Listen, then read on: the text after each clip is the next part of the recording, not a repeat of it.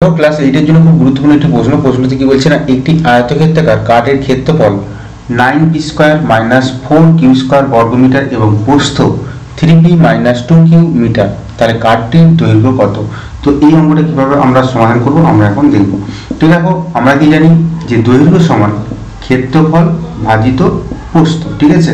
তাহলে আমরা জানি যে দৈর্ঘ্য সমান ক্ষেত্রফল ভাজিত প্রস্থ বা ডিভাইডেড বাই প্রস্থ।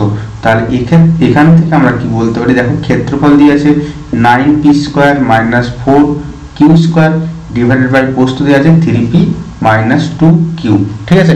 তো এখানে আমরা যদি দেখি, তো এই দেখো এই যে 9p স্কয়ার আছে এটাকে কিন্তু 3p তার হোল স্কয়ার আকারে এবং এটা হচ্ছে 2q তার হোল স্কয়ার আকারে লেখা যায়।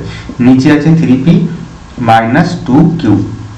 তো এখান থেকে আমরা পাচ্ছি, দেখো a square minus b square মানে আমরা কি জানি a plus b into a minus b, ঠিক আছে? তো আমরা এখানে বসিয়ে দিলাম। তো এখানে নিচে আমাদের আছে 3p মাইনাস 2q। তো দেখো খুব সহজেই আমাদের এই দুটো কেটে যাচ্ছে, তাহলে আমাদের পড়ে থাকছে কোনটা, 3p প্লাস 2q একক, ঠিক আছে? তো তাহলে এই কাঠটির দৈর্ঘ্য হয়ে গেল 3p প্লাস 2q, দেখো এককটা আমরা দেব মিটার। আশা করছি তোমরা বুঝতে পেরেছো।